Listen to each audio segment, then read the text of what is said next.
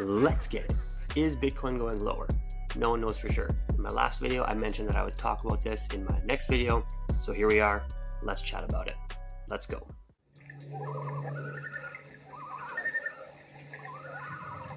What is up, everybody, and welcome to the Crypto Cabin.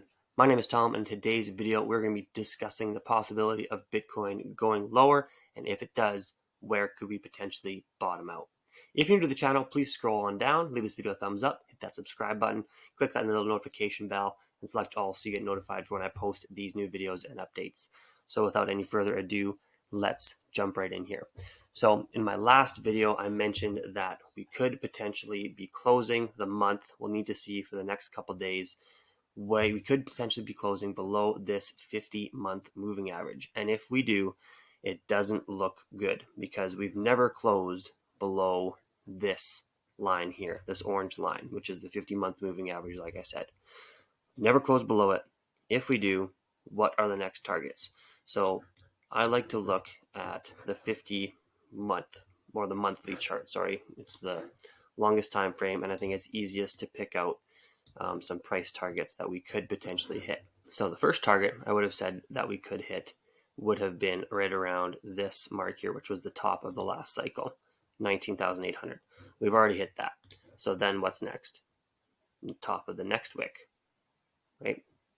Top of the next wick, which was, we've already hit that, or pretty much hit that too, which is right around 17K, just above 17K. So then as we keep coming down here, what I'm doing is I'm continuing to pick kind of the top of the wick and looking for other confluence points as well. So this one right here, top of that wick, is also the monthly close for this month here from the peak. So December of 2017, we closed there and then open the next month at that same level, right? We also hit that peak exactly right around 14K. So to me, 14K is another area that we would potentially be looking for. If we keep coming on down here, there are a few other spots. This one right here, I think, is a major point. Why? We had the monthly close there, monthly close there, monthly close there, and very similar or close monthly closes here. We also had a wick up into it that held as resistance, and then we had a wick down here that held as support there. And where is that?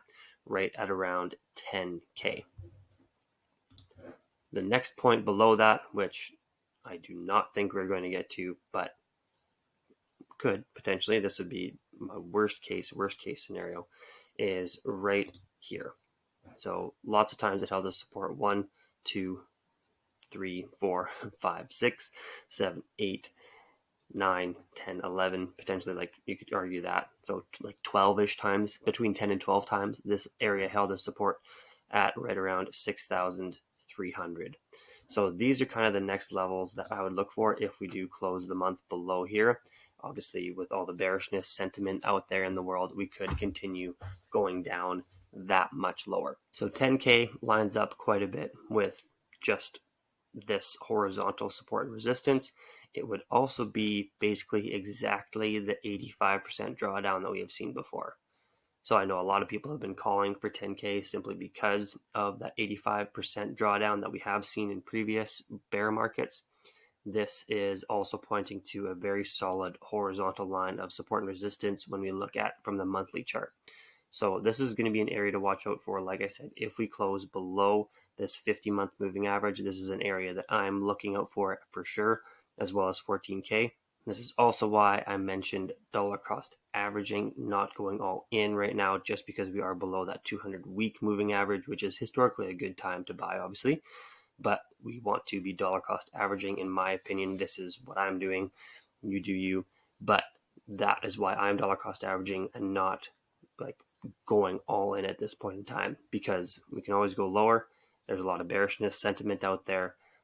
The 85% drawdown, like we have done in previous bear markets, is around this 10K mark. And that is why I'm going to be looking out for 14K, 10K, and potentially scaling in more if and or when we get down to these price levels. So if we do drop down to 10K, from where we currently are right now, that is another 52.5, 50 plus % drawdown from where we are right now.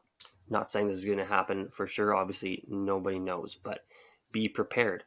I guess if you're planning to hodl the entire way through, we got to be prepared to ride out a potential 50+ % drawdown. I mean, if we come all the way down to 6K, that's 70%.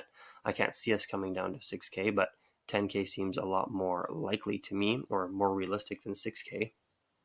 But you never know.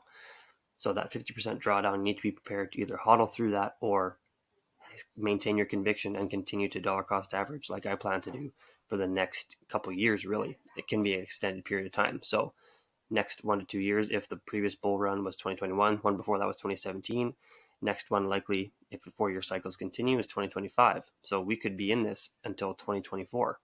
So we need to keep a lookout for that, keep that in mind as we are looking at our strategy in order to dollar cost average, and kind of whatever amount you have available to dollar cost average, think about spreading that out over a couple years, really, is what my plan is.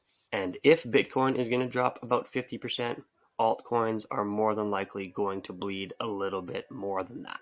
We will talk about that in the next video, chat about altcoins, the total altcoin market cap, and where it could potentially be going from here.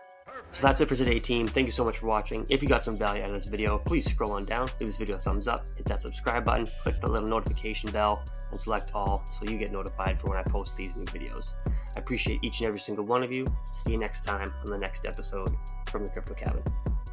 Let's get it.